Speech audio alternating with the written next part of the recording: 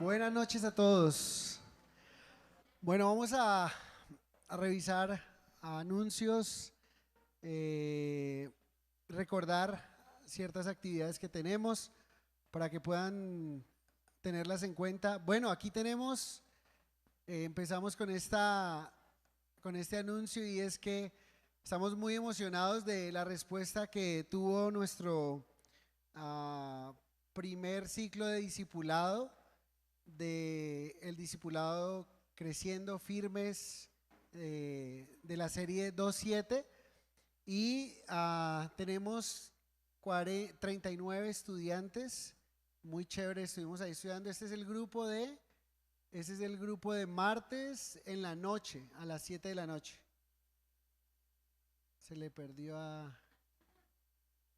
Bueno, ese es el grupo de martes a las 7 de la noche. Eh, sigamos ahí. Un muy buen grupo, un muy buen tiempo. Gracias al Señor.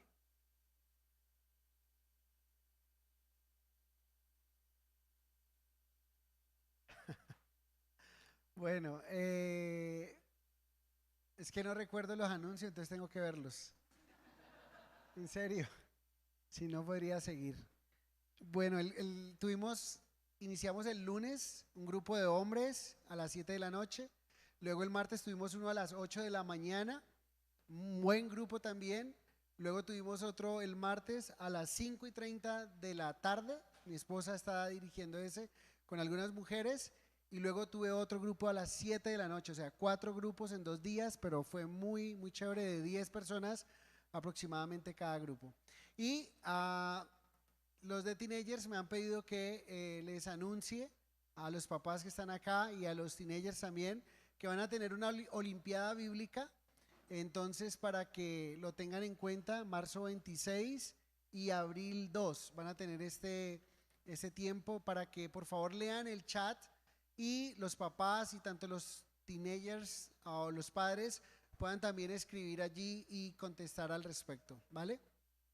Ahí está otra fotico, es la fotico de las mujeres que están tomando al discipulado, fue muy chévere, estuvo muy lindo, la pasaron genial, casi el agua nos hace una mala jugada porque casi no pueden llegar, pero empezaron creo que a tiempo y fue muy lindo ese grupo como pudo disfrutar. Y ese es el grupo de martes en las mañanas. Me faltó la foto de los hombres que estuvimos el lunes, pero ahí la debemos. Ok, ahí está la fotico. Un grupo muy chévere, Carlos, bueno, ahí todos los que ven, estuvo muy, muy lindo y muy atentos. Y tenemos trabajo, tarea. También tengo los materiales que me faltó por entregar para que se acerquen y puedo entregarles el material. Eso es todo por ahora. ¿O hay otros anuncios? Nada, tenemos el 26 tenemos nuestro compartir, nuestro almuerzo de servidores. Por favor, para que estemos atentos después del servicio, quedarnos y poder compartir juntos alimentos y disfrutar y tener una tarde informativa también. Entonces, sin más, vamos a tomar un tiempo para saludarnos y que los niños vayan a su clase bíblica. Por favor, un saludito cada uno y que podamos suave, suave.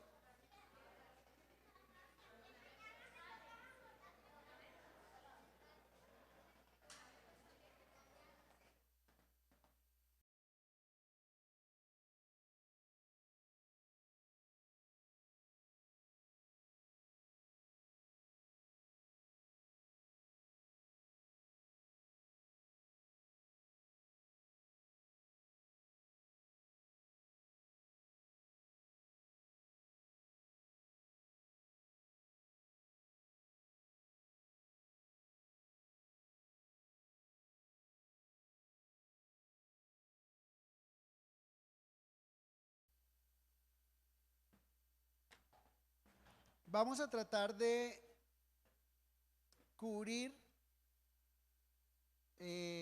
los versos 15 hasta el verso 49. ¿Sí? Vamos a cubrir muchos versículos, entonces vamos a hacerlo lo más dinámico que podamos. Recordemos que Deuteronomio es un sermón que Moisés está dando antes de que el pueblo introduzca la tierra prometida. Él quiere asegurarse que él quiere poner la ley del Señor en el corazón de ellos. Él quiere realmente como suplicarle, rogarles que no cometan el error de defraudar al Señor. Pero sabemos por la historia que van a defraudar al Señor, que es lo tremendo, ¿no? Nosotros sabemos ya la película porque conocemos lo que ocurre con la nación de Israel. Pero entonces vamos a orar y nos introducimos en el capítulo 4 del libro de Deuteronomio. Padre, gracias te damos. Hoy bendecimos tu nombre, Señor, y en verdad esta canción que nuestros hermanos cantaban ahora, Señor, de mantenernos firmes y arraigados, Señor, en ti. Lo anhelamos, Dios, anhelamos estar arraigados, firmes, constantes en ti, Señor, creciendo, Padre, queremos crecer cada día y que nuestra fe no esté cimentada en las emociones, sino cimentada en tu palabra, Señor, lo que tú dices en tu palabra, porque tu palabra es verdad, Señor. Gracias te damos, ruego que nos hables hoy, Señor, de una manera contundente a nuestro corazón, directo, Señor, y que realmente mientras vamos pensando, mientras vamos estudiando, podamos ser confrontados si hay en nosotros alguna idolatría, Señor. Hay algo que esté por encima de ti en nuestro corazón, en la cual hoy podamos arrepentirnos, entregarlo a ti y si no, también guardarnos de ese pecado tan terrible como es la idolatría. Te lo pedimos en el nombre de Jesús. Amén y amén. Bueno, vamos a ver entonces a Deuteronomio capítulo 4. La semana pasada vimos algo importante y es que Moisés, recuerden, es un sermón que Moisés está dando y lo que hace Moisés es presentarle al pueblo la importancia de la escritura, de la palabra. Está diciendo que se guarden de obedecer, de poner por obra la palabra. Y veíamos lo que la palabra, lo que ellos tenían que hacer con la palabra, pero también lo que la palabra haría en ellos, y también les muestra un ejemplo de no obediencia a la palabra y las consecuencias que esto trae. ¿Qué significa eso? O sea, que ellos debían oír la palabra y obedecerla. Lo que no debían hacer con la palabra era ni añadir ni quitar, ¿verdad? Es algo tremendo quitar o añadirle a la escritura.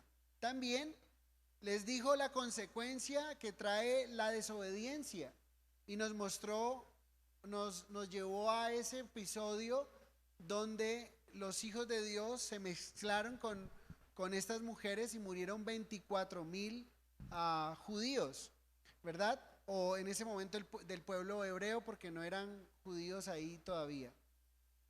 Luego vimos, perdón un momentico que ahí ya me perdí en la historia. Con Abraham, con Moisés, sí, claro, ya son judíos, sí. Pero bueno, también les mostró el testimonio que la palabra de Dios haría en ellos. Y eso me llamó mucho la atención y quiero recalcarlo nuevamente, porque la palabra de Dios aplicada en la vida del hombre, escuchen esto, la palabra de Dios aplicada en la vida del hombre, o sea, un hombre que aplica la palabra de Dios en su vida, va a lucir como un testimonio. Pero una persona que tiene la palabra de Dios simplemente debajo del brazo y no está pasando nada en su vida, sí que lo va a hacer como el hazmerreír, o sea, no va a lucir realmente como una persona inteligente y sabia, sino como alguien que simplemente es un religioso. ¿Y saben qué piensa el mundo de los religiosos o cómo se burla el mundo acerca de las personas que no honran la palabra? Por último, les dijo que no olvidaran lo que había ocurrido, lo que ellos vieron en el Sinaí. Y en el Sinaí fue el lugar donde recibió Moisés la ley, donde ellos escucharon a Dios hablar con Moisés. Pero recuerden que hace un énfasis Moisés en que ellos no vieron ninguna imagen, sino que lo único que escucharon fue la voz audible de Dios. Y esto es importante porque en realidad lo que quiere hacer Moisés es advertirles contra este pecado que era algo normal, era algo del día a día de las religiones paganas que estaban practicando todos aquellos que estaban allí en la tierra de Canaán, ¿sí? Las naciones que ellos iban a conquistar practicaban todo lo que tenía que ver con idolatría. Entonces él les va a decir, no vayan a hacer lo que ellos hicieron o lo que ellos hacen, porque esto va a salir muy mal. Vamos al verso 15 de Deuteronomio y dice lo siguiente: guardad pues mucho vuestras almas, pues ninguna figura visteis el día que Jehová habló con vosotros de en medio del fuego. Volvemos a notar, ¿no? Que lo que dice es, ustedes no vieron ninguna figura. ¿Qué quiere decir esto?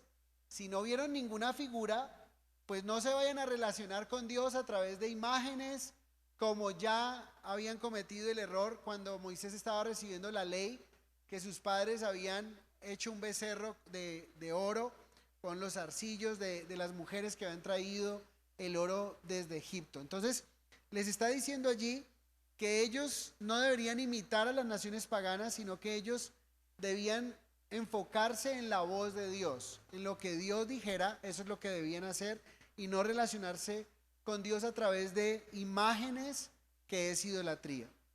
La idolatría como tal en términos bíblicos es adoración de cualquier cosa que no sea Dios.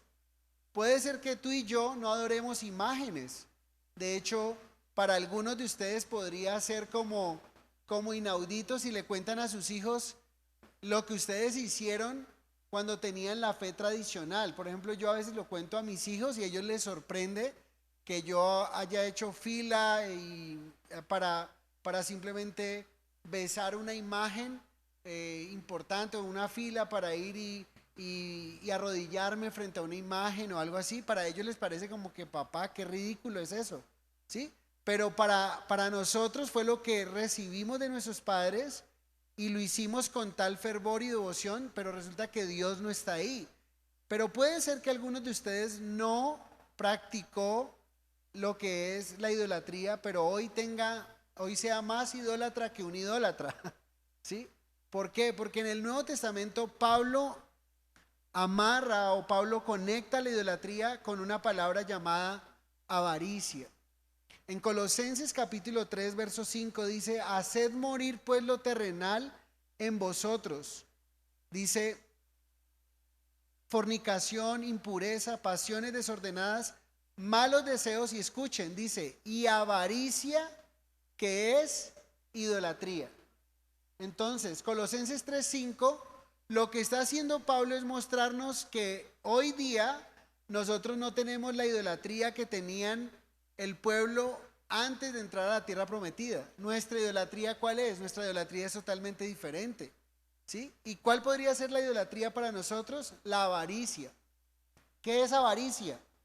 La avaricia es cuando hay un afán excesivo de poseer o adquirir cosas materiales, ¿sí? Eso es avaricia, y está diciendo que hagamos morir esto en nosotros, porque eso no se nos puede convertir en un ídolo. O sea, las cosas materiales se nos pueden convertir en un ídolo, y tenemos que tener mucho cuidado con eso. Pero no solamente las cosas materiales, personas o actividades que realizamos. ¿Has dicho alguna vez: si yo no tengo esto, me muero? Si esto me falta, me muero. Y puede ser mamá, puede ser papá, puede ser hijos aún. Anoche tuve la oportunidad de estar compartiendo en el servicio de Capilla Verdad en Cali, y dos hombres estuvieron conmigo ahí acompañándome, y hablábamos con un hermano de años, lo conozco desde el año 99, y ha pasado por situaciones muy difíciles, como ver a uno de sus hijos que le diera un accidente cerebrovascular, un muchacho normal, o sea, estar bien, y de la nada venir esto a su vida y quedar con una discapacidad. Pero su hijito el hijo que era mayor a este, en un momento también le dio como un ataque, un paro o algo así le dio y falleció. Y acaba de él de salir de un cáncer, o sea, es situaciones difíciles, pero cuando hablaba acerca de su hijo, que yo no me atrevía ni a preguntar, él mismo ponía el tema, decía como el Señor muchas veces, ah, como tener que vivir esa situación o su hijo haberse ido con el Señor o haberse adelantado, quizá porque no iba a terminar bien o seguramente se iba a desviar más o qué sé yo, pero es tremendo, ¿no? Pero aún lo tremendo que yo veía en el testimonio de este hombre que me impactaba es que seguía estando sentado con una voz temblorosa, porque le faltan fuerzas, digamos, físicas, pero Dios sigue siendo su Dios. Y eso para mí era como un testimonio de vida, ¿verdad? Y es tan lindo que nosotros podamos realmente tener al Señor en primer lugar. Dios sigue siendo nuestro Dios, a pesar de que nos pasan cosas que no quisieran que nos pasaran, pero Él sigue siendo nuestro Dios. Entonces, cuando nosotros queremos tanto algo, ¿sí? La cosa es que se puede convertir en un ídolo. Esta mañana en mi devocional veía la vida de Sansón, y si ustedes van al capítulo 14 al 16 de Jueces, encuentran que Sansón fue necio, que sus padres le dicen, ¿acaso no hay una mujer? Cuando se enamora de la filistea, dice, ¿acaso no hay mujeres, no hay una sola mujer en nuestro pueblo que te guste, que tengas que ir a escoger a esta mujer filistea? Y dice, papá, me gusta, la quiero para mí. ¿Sí? Y saben todo lo que ocurre con Sansón, que la vida de Sansón es un desperdicio total.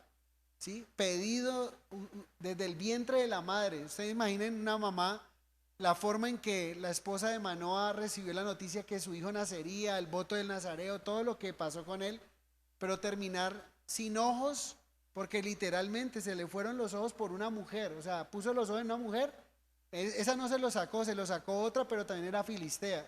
¿Sí? Terminó, por los filisteos terminó sin los ojos. Y dice uno, ¿cómo algo se te puede volver en una obsesión que se te convierte en idolatría? Cuando Dios te dice, hey, no está bien, eso no, suelta esto, que Dios tiene algo especial para ti. Y a veces no queremos soltar ciertas cosas en contra de la voluntad de Dios, y eso es idolatría. Porque idolatría es cuando nosotros escuchamos a Dios, Dios nos habla y nosotros estamos ahí como amarrados. Miren lo que hace la idolatría en nuestras vidas. Verso 16 de Deuteronomio 4. Si cometían idolatría, ¿qué dice la palabra allí que iban a hacer? ¿Qué iba a hacer la idolatría en ellos? Los iba a corromper. La palabra corromper significa los iba a malear. ¿Sí? Cuando algo se deprava, se daña, se corrompe. Es lo que está pasando. O sea, detrás de la idolatría van a pasar otras cosas con sus vidas. Entonces está diciendo Moisés, tengan mucho cuidado, guarden la palabra de Dios, obedezcan la palabra de Dios. Porque hay varias formas de idolatría y rápidamente veamos ahí cómo las imágenes podrían ser de hombre, las imágenes podrían ser de animales, o aún la idolatría podría ser adorar los astros. Miren el verso 16, dice, imagen de figura alguna, efigie de varón o hembra. O sea, una representación en forma humana. Eso es idolatría, ya sea de hombre o de mujer. Me llama la atención que diga de varón o hembra, dando a entender que solamente hay dos. ¿Sí? No, el Señor no dijo varón, hembra, etcétera, así otro, no, varón o hembra.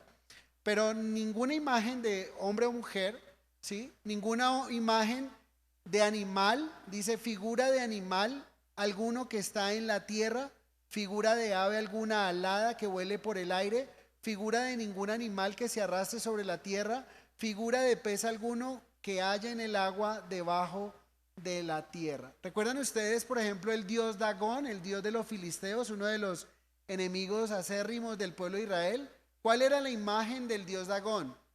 ¿Cómo era la imagen? ¿Sí? Podría ser si lo podemos entender, era un sireno. No era una sirena, sino un sireno. Era un rey, pero sus extremidades eran así como una sirena. O sea, tenía tronco de hombre y extremidades de pez. Entonces, o era hoy día Aquaman. Qué loco, no. O sea que, bueno, entonces no debían levantar ni de hombre, ni de mujer, ni de ningún animal, ni de la tierra, ni del aire, ni del mar, ¿verdad? Nada de eso estaba permitido. Versos 19 y 20. No sea que alces tus ojos al cielo y viendo el sol y la luna y las estrellas y todo el ejército del cielo, seas impulsado y te inclines a ellos y les sirvas, porque Jehová tu Dios los ha concedido a todos los pueblos debajo de todos los cielos.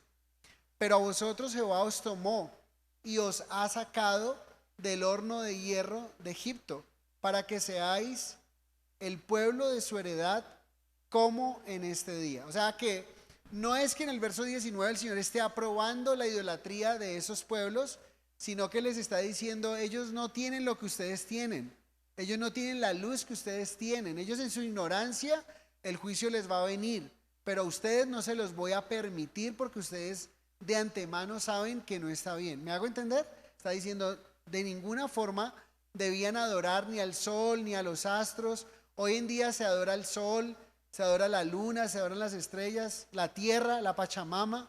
Nada de eso, nada de eso. ¿Y saben qué me recuerda inmediatamente esto?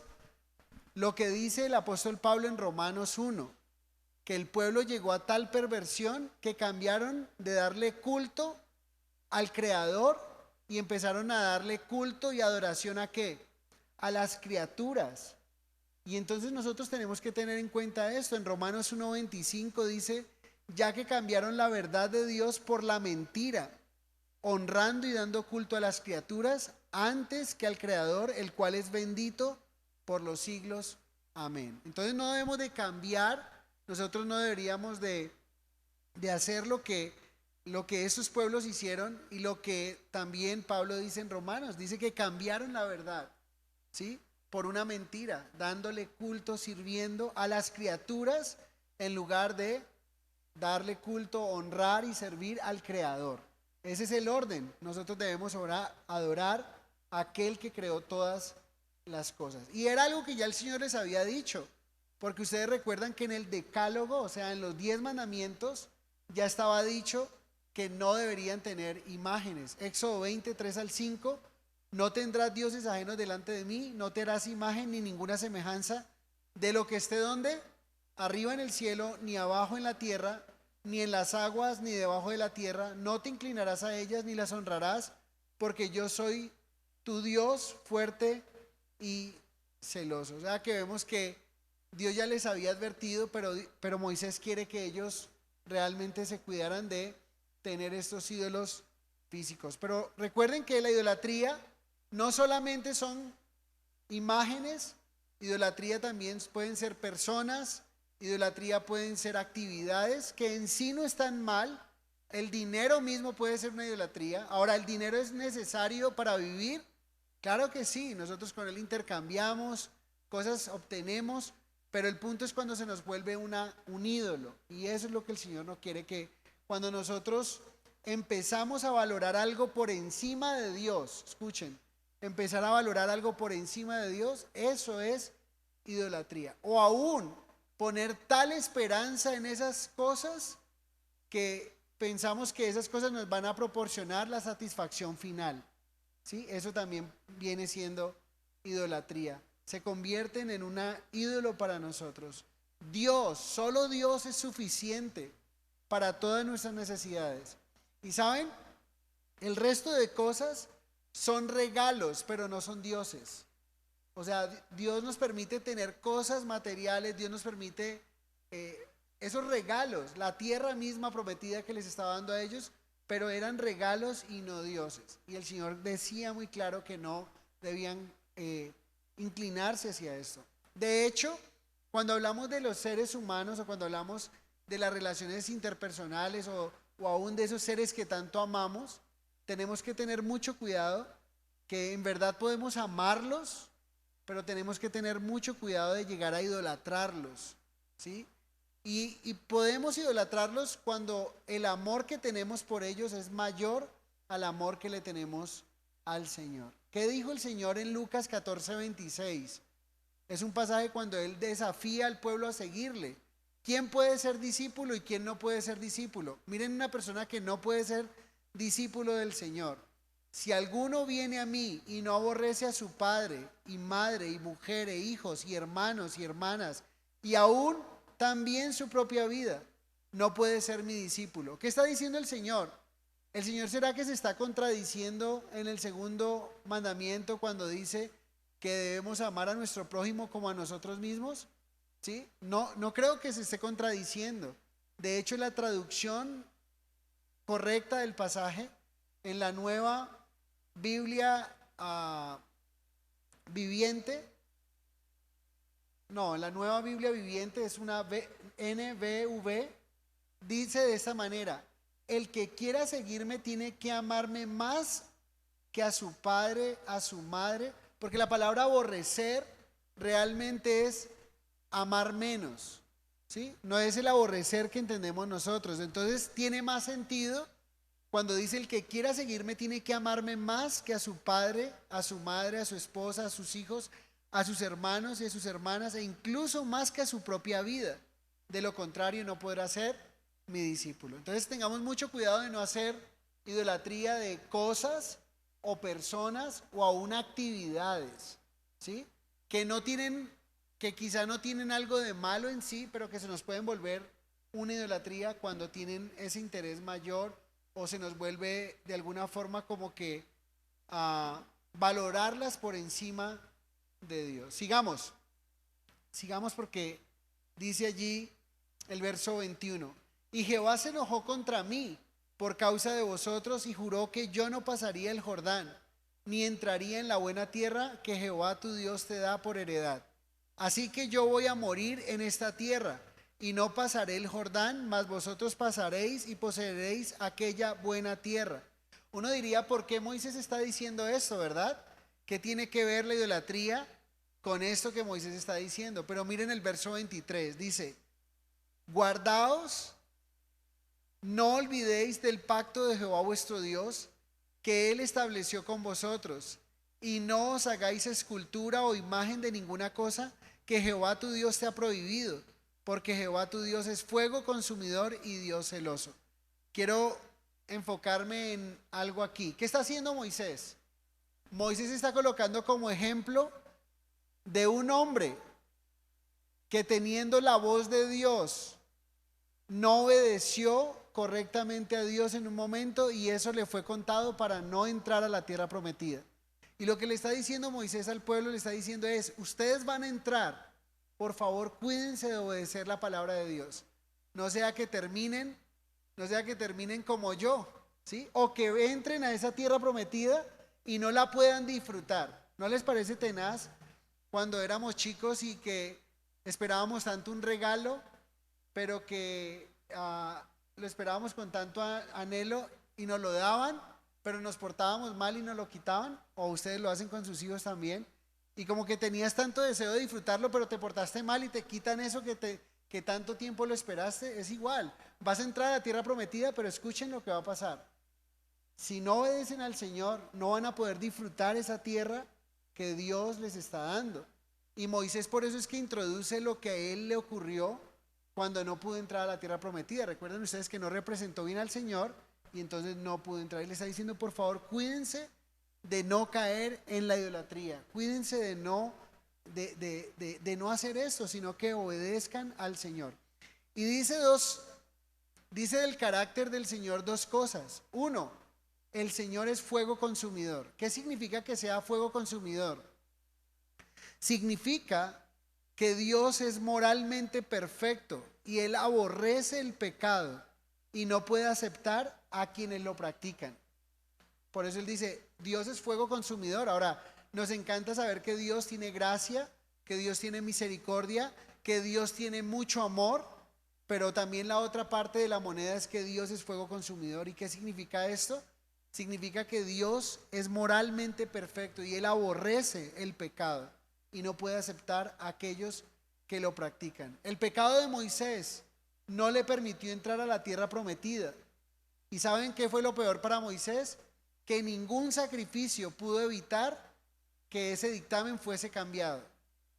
Para nosotros es diferente y gloria a Dios por ello. ¿Por qué? Porque el pecado nos impide entrar a la presencia de Dios, pero la bendición que tenemos es que Jesucristo pagó la penalidad por nuestro pecado y para siempre nos liberó del juicio de Dios. Recuerden que tenemos algo que el Señor nos ha dado en la bendición cuando creemos en Él, es que nos ha dado vida eterna, ¿sí? Nos ha dado salvación, nos ha dado seguridad de oración contestada, nos ha dado seguridad sobre victoria sobre el pecado, pero también aun cuando fracasamos nos ha dado seguridad de perdón. Si confesamos nuestros pecados, Él es fiel y justo para perdonar nuestros pecados y limpiarnos de toda maldad. Primera de Juan 1:9. Entonces, a diferencia de Moisés, Dios sigue siendo fuego consumidor, o sea, Dios es moralmente perfecto. El pecado, ¿sí? Él no lo acepta y Él aborrece el pecado, pero hoy tenemos a Jesucristo como nuestro abogado. Número 2, Dios es celoso. Generalmente nosotros utilizamos la palabra celos de alguna forma como con una connotación negativa, pero el celo de Dios es adecuado y bueno. Lo que está diciendo es que Él defiende su palabra y su alto honor. Y por eso hace esta grande exigencia y está diciendo: hey, ustedes me pertenecen a mí. Yo no comparto que ustedes den su amor a un ídolo o a una imagen. Y Él es fuego consumidor, pero también es un Dios celoso. Y si ellos desafortunadamente no obedecían al Señor, miren lo que iba a ocurrir. Versos 25 al 28. Cuando hayáis engendrado hijos y nietos y hayáis envejecido en la tierra, si os corrompiereis e hiciereis escultura o imagen de cualquier cosa, e hiciereis lo malo ante los ojos de Jehová vuestro Dios para enojarlo, yo pongo hoy testigos al cielo y a la tierra, que pronto pereceréis totalmente de la tierra hacia la cual pasáis el Jordán para tomar posesión de ella. No estaréis en ella largos días sin que seáis destruidos, y Jehová os esparcirá entre los pueblos, y quedaréis pocos en número entre las naciones a las cuales os llevará Jehová. Y serviréis allí a dioses hechos de manos de hombres, de madera y piedra, que no ven ni oyen, ni comen ni huelen. La pregunta es, aquí nos está diciendo, ¿qué pasa si ellos cometían este pecado de idolatría? ¿Qué iba a hacer Dios? Dios los iba a esparcir, iba a dejar un remanente solamente en esa tierra. Y nosotros, ustedes están estudiando conmigo Daniel, ¿verdad? Y recuerden, ¿cuál fue el pecado del pueblo que los llevó a ser deportados? Precisamente fue la idolatría. Por 70 años tuvieron que estar en Babilonia. Y si algo aprendieron los judíos, si algo aprendió el pueblo de Dios después de ese cautiverio, ¿saben qué es? Que la idolatría es un pecado terrible, que Dios no quiere la idolatría bajo ninguna circunstancia. La idolatría es tremenda.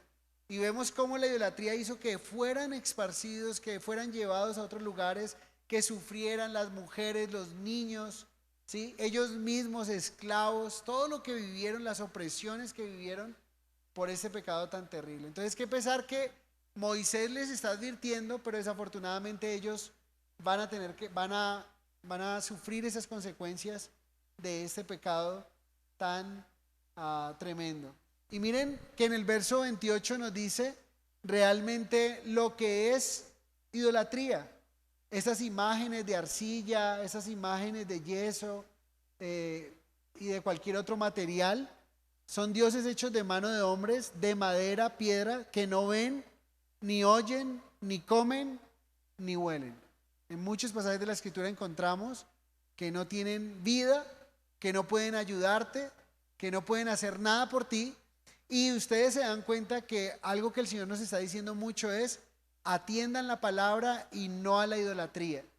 Ayer las mujeres estuvieron viendo sí a la palabra, no a la idolatría, cómo el Señor está volviéndonos y nos está diciendo por todo lado obedezcamos la palabra de Dios, tengamos en cuenta de rechazar cualquier acto de idolatría, que recuerden que ya no es una imagen colgada, ya no es una imagen o una estatua en nuestras casas, es mucho más que eso. Puede ser la avaricia, puede ser personas, pueden ser actividades, todo eso que cobra más valor, que toma todo nuestro esfuerzo, eso es idolatría. Por encima de Dios, todo lo que esté por encima de Dios en nuestras vidas se convierte en idolatría. ¿Qué debían hacer aún si fallaban? Verso 29 dice: mas si desde allí buscaren a Jehová tu Dios, lo hallarás. Mas si desde allí buscares a Jehová tu Dios, lo hallarás. Si lo buscares de todo tu corazón y de toda tu alma. Cuando estuvieres en angustia y te alcanzaren todas estas cosas, si en los postreros días te volvieres a Jehová tu Dios y oyeres su voz, porque Dios misericordioso es Jehová tu Dios, no te dejará ni te destruirá, ni se olvidará del pacto que les juró a tus padres. Entonces aquí hay una promesa, hay esperanza, que a pesar de que cometan ese pecado, ¿sí? Aunque cometieran ese pecado, pues iban a venir consecuencias. Pero si desde ese lugar, ¿desde cuál lugar? Desde el lugar de sufrimiento, desde el lugar de la consecuencia de como consecuencia de mi pecado, clamo al Señor, el Señor va a ser tan misericordioso que nos va a escuchar. Y el libro de Daniel nos narra cómo Daniel clamó al Señor. ¿Se acuerdan ustedes? Que Daniel buscó en el libro de Jeremías cuándo iba a terminar el sufrimiento, y él clamó al Señor. Y recuerden que lo que está diciendo aquí el Señor es: si desde ese lugar de sufrimiento, como consecuencia del pecado de la idolatría, me buscan, yo voy a estar ahí. Es una promesa de Dios. Y saben, me encanta como esa esperanza que siempre tenemos, porque somos seres que le fallamos al Señor tanto, ¿sí? Y es que siempre hay esa esperanza para poder levantarnos, mirar al cielo y decir: Señor, perdóname. Si desde lo profundo del corazón nos arrepentimos y le pedimos perdón al Señor por lo que hemos hecho, Él promete perdonarnos, Él promete bendecirnos, porque es Dios misericordioso. No nos va a dejar, ni nos va a destruir, ni se va a olvidar del pacto que ha jurado a nuestros padres. Entonces es una promesa súper especial. Pero qué lindo que no tengamos que clamar al Señor desde nuestro dolor, que es lo mejor. Es clamar al Señor pues desde nuestro lugar de obediencia al Señor.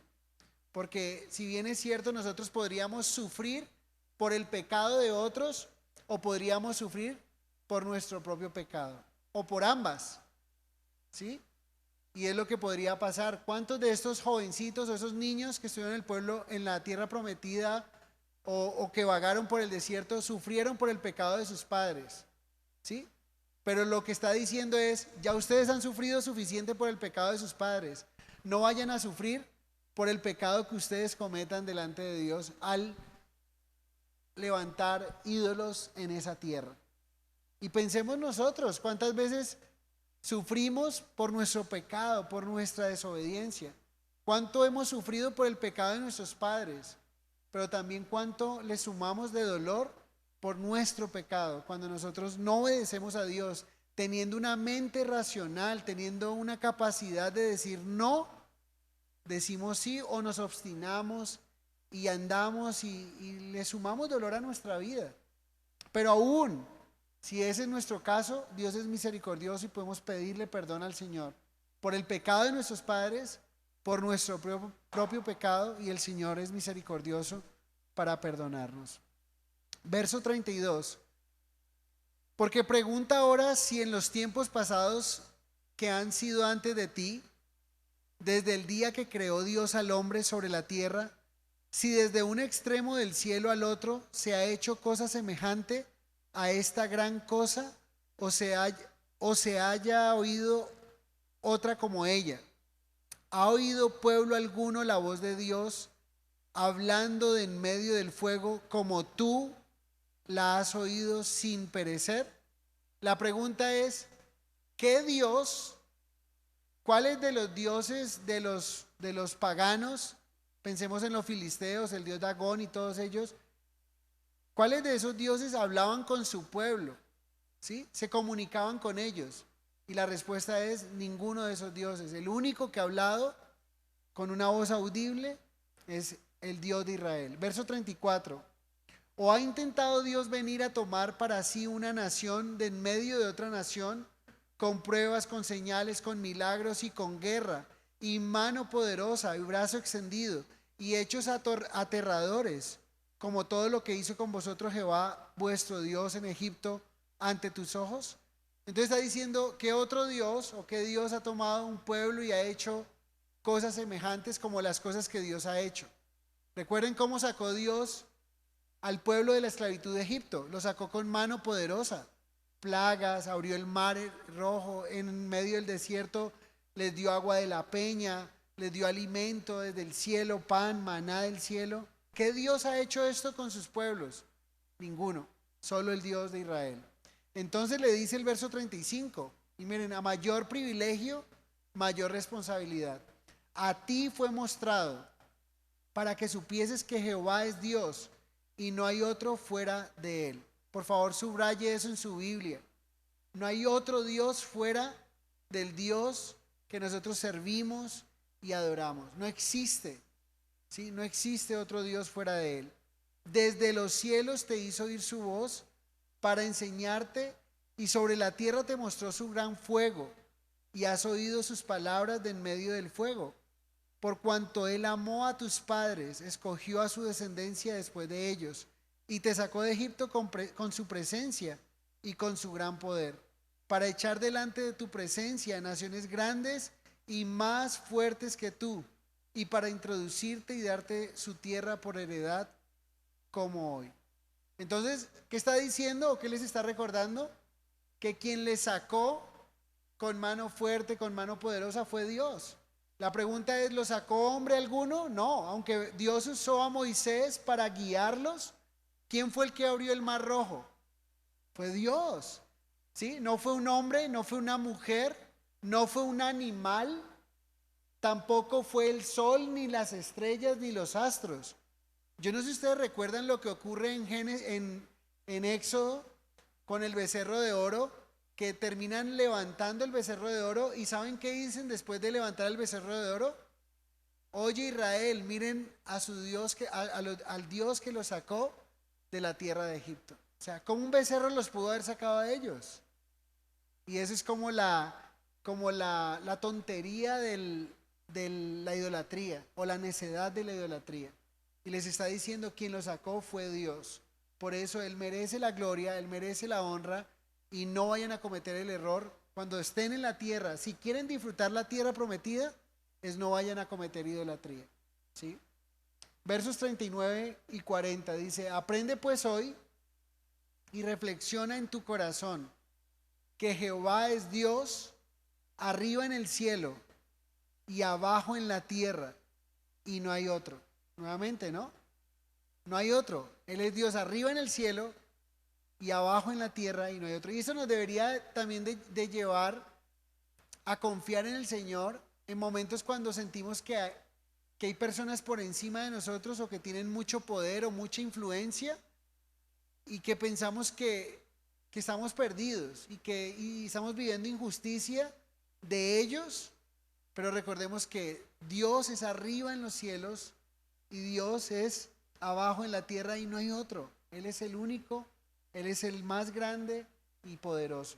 Dice, y guarda sus estatutos y sus mandamientos, los cuales yo te mando hoy, para que te vaya bien a ti y a tus hijos después de ti, y prolongues tus días sobre la tierra que Jehová tu Dios te da para siempre.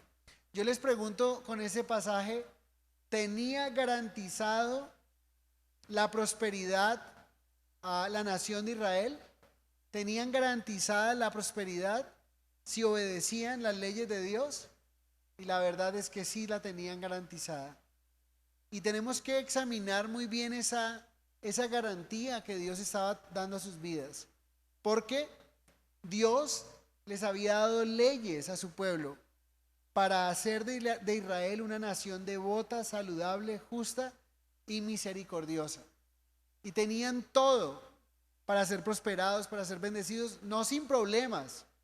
Porque recuerden que el Señor, una de las palabras de Jesús también para su pueblo fue, en el mundo tendréis aflicción, pero confiad en mí porque yo he vencido al mundo. O sea, iban a tener dificultades, pero colectivamente como nación, escuchen, no significa que no se iba a morir alguien o alguien no se iba a enfermar o alguien, sino que colectivamente como nación iban a ser imparables, colectivamente como nación iban a ser prósperos, colectivamente como nación iban a tener la bendición de Dios, ¿sí? Obviamente iban a haber quizá lunares, situaciones, qué sé yo, de convivencia, como es normal, pero colectivamente como nación iban a ser invencibles, imparables, porque Dios estaba con ellos, porque Dios les garantizaba esto. Pero solo el Señor les está diciendo, hey, no le vayan a dar la gloria que yo me merezco a una imagen o a otro Dios o a estos dioses paganos. Entonces en el verso 41 al 43 hay como un paréntesis, esos pasajes se conocen como unos pasajes de paréntesis, porque nos habla de una ciudad de refugio. Parece que no tenga nada que ver con lo que estamos viendo, pero vamos a leerlo. Dice, entonces apartó Moisés 3 ciudades a este lado del Jordán, al nacimiento del sol, para que huyese allí el homicida, que matase a su prójimo sin qué, sin intención, sin haber tenido enemistad con él nunca antes, y que huyendo a una de estas ciudades salvase su vida. O sea, las ciudades de refugio fueron creadas con el propósito de personas que habían cometido, por ejemplo, homicidio, pero dice ahí sin culpa o sin dolo, ¿sí? No planearon matar a alguien, pero hubo un accidente y mataron a esa persona y su familia va a vengar la muerte quizá de su familiar. Entonces esas personas tenían ciudades donde podían ir y refugiarse y allí estaban a salvo. Verso 43.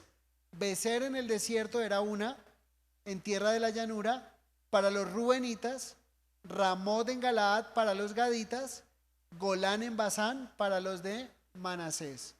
Recuerden que está estableciendo 3 ciudades de refugio para 3 tribus que se iban a quedar. Recuerden que habían 2 tribus y media que se quedaron al lado oriental del río Jordán. Si digamos, ellos están ubicados, el río Jordán está aquí en la mitad, el oriente sería hacia este lado, y ahí estaba ubicado lo que era Gad, Rubén y Manasés, la media tribu de Manasés. Entonces tenían ahí esas 3 ciudades de refugio. No habían pasado al otro lado, que era el Jordán, porque recuerden que el límite de la tierra prometida iba desde el mar Mediterráneo hasta el río Jordán. Entonces ellos están al otro lado de la tierra prometida y ya van a pasar. Vamos al verso 44 al 49. Dice, esta pues es la ley que Moisés puso delante de los hijos de Israel. ¿Cuál fue la ley entonces que puso? Que no cometieran ¿qué? Idolatría. Y ya sabemos que la idolatría de ese entonces muy diferente a la idolatría que podemos tener hoy, ¿verdad? Quizá tú no tengas una imagen en tu casa, pero puedes tener algo en tu corazón que no le agrada al Señor, o algo como hacerte a un Dios a tu imagen. Cuando distorsionas a Dios, Dios dice algo y tú dices, yo no creo que Dios se vaya a disgustar por eso o aquello, dando licencia donde Dios no da licencia. Eso es hacerte a Dios a tu imagen. El mundo ha hecho a Dios a su imagen y semejanza, ¿verdad? Como dando licencia a su vida. Verso 45. Estos son los testimonios, los estatutos y los decretos que habló Moisés a los hijos de Israel cuando salieron de Egipto. Verso 46. A este lado del Jordán, en el valle delante de Bet-peor, en la tierra de Sehón, rey de los amorreos, que habitaban en Hesbón, al cual derrotó Moisés con los hijos de Israel cuando salieron de Egipto.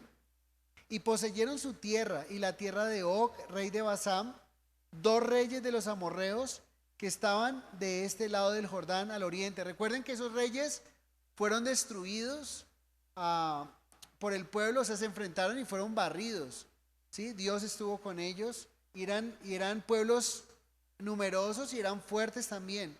Dice, desde Aroer, que está junto a la ribera del arroyo de Arnón, hasta el monte de Sión, que es Hermón, y todo el Arabá, de este lado del Jordán, al oriente, hasta el mar de Arabá, al pie de las laderas de Pisga. O sea que vuelve y nos ubica geográficamente donde Moisés está dando el discurso. Todavía no han entrado a la tierra prometida. De hecho, Moisés lo que hace en este discurso es despedirse de ellos para que ellos posean la tierra. ¿Qué está buscando Moisés con todo esto? Le está diciendo, hombre, ustedes tienen el privilegio de entrar. Ustedes tienen el privilegio de entrar a esa tierra tan buena. Aprovechenlo. Porque si no lo aprovechan, lo que va a hacer es que va a ser de corta duración el deleite, el disfrute. ¿Saben qué les va a pasar? ¿O qué les podía pasar? Lo que le pasó a Adán y a Eva. Dios los puso en semejante huerto, les dio su palabra, pero ¿qué hicieron ellos? Desobedecieron. ¿Y qué pasó? Dios los sacó del huerto y ya no pudieron volver a ese lugar de deleite y de disfrute. De tal manera que el Señor hasta puso un ángel con una espada por si ellos querían devolverse el camino, entrar otra vez, no iban a poder ir a esa tierra. ¿Qué está diciendo? Es, valoren el regalo de Dios. Y la pregunta es, ¿valoramos nosotros el regalo de Dios? ¿Valoramos los regalos de Dios para nuestras vidas? ¿O simplemente menospreciamos los regalos que Dios nos da? Y la idolatría tiene esa característica, ¿no? Que no es simplemente una imagen, sino que pueden ser cosas en nuestro corazón que están por encima, que le hemos dado más valor que a Dios mismo. Entonces, cuidado con la idolatría, porque la idolatría es una amenaza contra la pureza del pueblo de Dios. Recuerden, nos corrompe, nos malea, no agrada a Dios, está en el decálogo, tiene consecuencias nefastas. No solo son figuras o imágenes, es mucho más que eso. Puede ser avaricia, orgullo, que son malos en sí mismos, pero también pueden ser cosas buenas en sí mismas, pero que empiezan a valorarse por encima de Dios. Y qué bueno que pensáramos si hay idolatría en nuestras vidas y que podamos entregar esas cosas al Señor, que podamos rendirlas delante de nuestro Dios. Solo Dios es suficiente para todas nuestras necesidades. Las otras cosas son regalos, no dioses. Las otras cosas son regalos y no dioses. Y solo Dios es suficiente para todas nuestras necesidades. Y que siempre, que digamos, Señor, si tú nos faltas, si tú me faltas, me muero. Eso sí es correcto. Señor, si tú me faltas, siento que me muero. ¿Sí? Pero no que si me falta alguna cosa, me voy a morir. ¿Sí? Ni personas, ni cosas, ni actividades. Podemos vivir sin algunas actividades, podemos vivir sin ciertas cosas y podemos vivir sin otras personas. Y no quiero ser, y no con esto, siendo indolente, ¿no? Porque cuando tenemos un ser querido que amamos tanto y que lo vemos al borde y al borde de la muerte, es algo duro, pero no es justificable delante de Dios. ¿Y tú por qué no eres cristiana? No, porque como mi mamá se me murió cuando yo tenía tantos años, yo ya dejé de ser cristiano. No, como mi papá mis padres murieron o lo perdí todo, entonces no soy cristiano. Nada de eso, porque entonces son idolatría. ¿Sí? El Señor es suficiente para nosotros. Amén. Padre, gracias te damos. Hoy venimos delante de ti, Señor, y queremos reconocer que tú eres el único y verdadero Dios, que no hay nadie arriba de ti, Señor. Que no existe absolutamente nadie que merezca nuestra adoración, Señor. Ni ninguna persona, ni ninguna figura de hombre, de mujer, de animal, ni los astros que tú creaste, Señor.